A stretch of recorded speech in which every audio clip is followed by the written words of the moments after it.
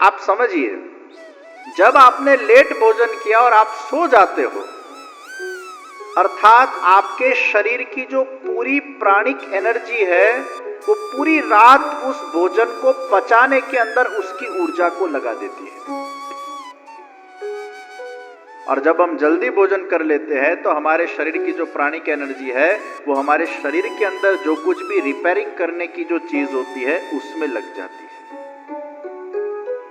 और इसलिए अतिशय भोजन और विकृत भोजन वो शरीर की ऊर्जा को नष्ट करता है। और तीसरे नंबर के ऊपर अतिशय भोग विलास,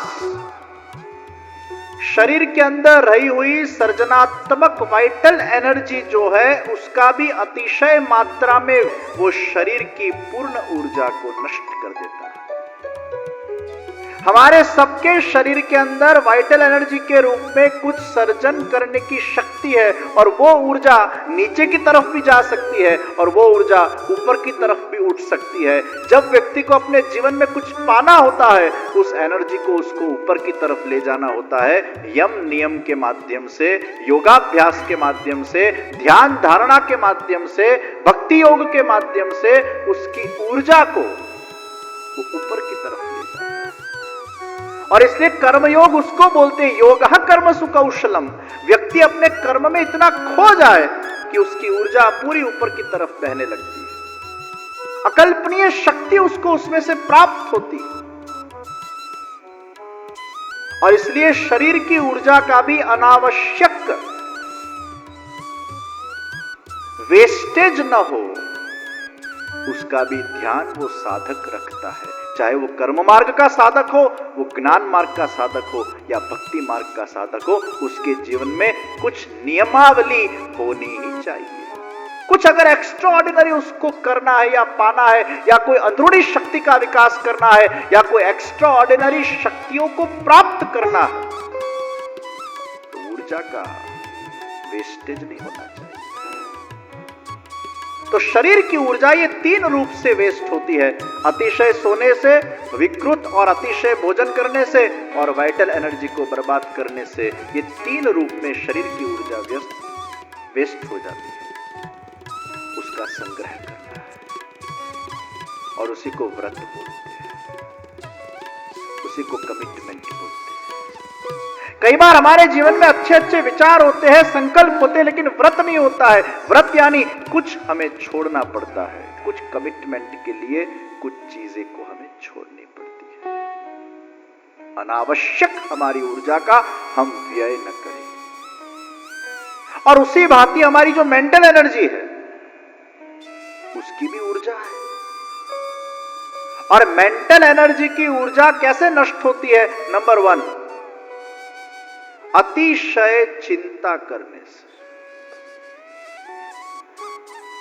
और मैं कई बार अपने प्रवचन में कहता हूं, ये दुनिया के अंदर बिना बात की चिंता करने वाले जो लोग होते हैं वो नवरे लोग होते हैं। जिसके पास टाइम ही टाइम है, खाली बैठा रहता है, खाली दिमाग शैतान का घर। If the land is vacant, it's going to give you weeds. But you can always cultivate the land by sowing the seeds and nurturing the seeds and growing something out of it.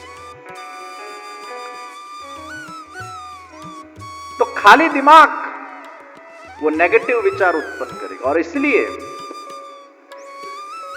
हरेक के जीवन में सुबह 5 बजे से रात को 11 बजे तक का एक टाइम स्केड्यूल होना चाहिए। और उस टाइम टेबल के अंदर आप अपने आप को पूछिए, आप कितना समय भगवत भक्ति के लिए निकाल रहे हैं।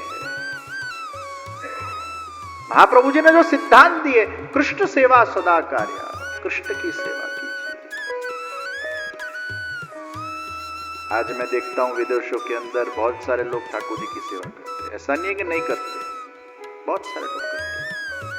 बच्चे भी करते हैं, युवान भी करते हैं, बूढ़े भी करते हैं। 6 बजे जॉब पे जाने का होता है, 4 बजे उठ के सेवा करते हैं, उठते हैं, 12 बजे सोते हैं, जल्दी उठते हैं, दो दो शिफ्ट करते हैं कुछ लोग, तो जिसको करना होता है वो करते ही है, उसमें भाव चाहिए। जिसको नहीं करना होता उसके लिए 10 एक्सक्यूज विद्यमान है। जिसको करना होता है, शुरुआत में बहुत कठिन लगता है। और आप एक चीज ध्यान में रखिएगा, अगर आपके अंदर कहीं भी छोटा मोटा भी भगवान की भक्ति करने के लिए वो इच्छा अगर है विद्यमान और वो बीज आपके अंदर है, तो एक बार प्रयास कीजिए। अधुनावृत्ति मुझे करना है। कई लोगों को हम पूछते हैं, ठाकुर जी ने सेवा करो छो, ये तो कृपा था त्यारे करसो, अंत तक नहीं कर पाते।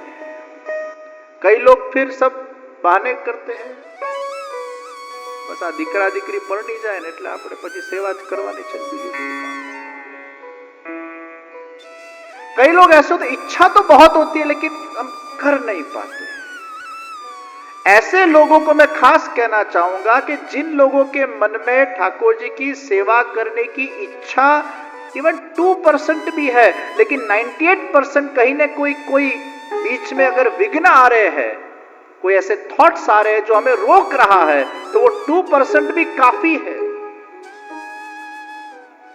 पर वो 2% को साकार करने के लिए आप एक्शन में रखिए। ये जो 98% एक्सक्यूज दिख रहा है ना, वो हमारा मन हमें ना बोल रहा है। ये मन तो छोटा बालक है, पर एक बार आप शुरू कीजिए। कोई भी अच्छा विचार आए ना, शुरू कर लीजिए। शुरू करो, चिंता मत करो ये कैसे होगा, एक बार शुरू करो। Just start, get started and then leave everything in the lotus feet of God. Thakur ji निश्चित उसको पूरा करेंगे। First get started. ये स्टार्टिंग ही नहीं होता है, वो स्टार्ट करने के पहले 10 बार, अगर तैरना सीखने जाओगे तो पानी में कूदने से पहले ही अगर 10 बार सोच सोच करोगे तो कूद ही नहीं पाए। एवा लोगों ने पाछळथी धक्को ज मारी देवो,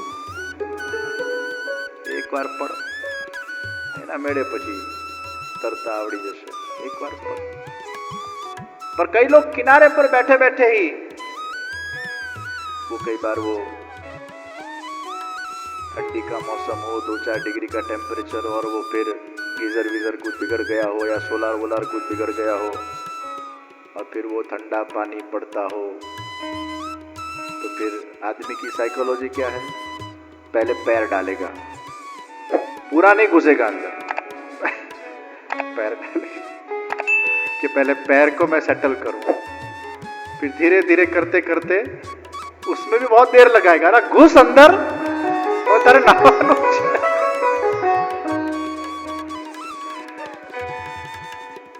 और एक बार वो घुस जाए फिर झंझनाटी हो जाएगी और फिर उसका बॉडी सेटल हो जाता है।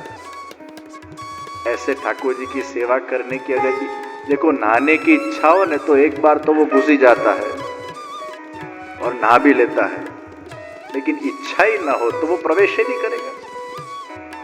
ऐसे ठाकुर जी की सेवा में भी थोड़ी भी इच्छा अगर है, कुछ बैरियर्स अगर आपको बीच में आ रहे हैं, तो उसको निकालो, शुरू करो। अधुनावृत्ति, अभी हम गुस्सा अभी करते हैं, उसको पोस्टपोन करते हैं।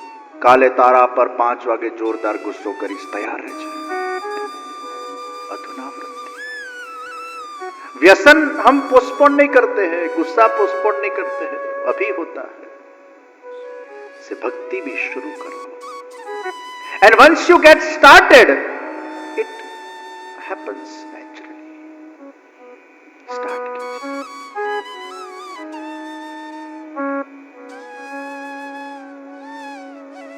तो महाप्रभु जी ने यह सिद्धांत दिया, कृष्ण की सेवा सदा कीजिए, कृष्ण के समीप रहिए, अपने घर को वृंदावन बनाइए, घर को व्रज बनाइए, अपने घर में ठाकुर जी को पधराकर अपने चित्त को उसमें लगाइए। यह श्रेष्ठ साधन है, श्रेष्ठ प्रकार है मन को प्रभु में जोड़ने के लिए। तो हमारे मन की ऊर्जा का व्यय अतिशय चिंता से होता है।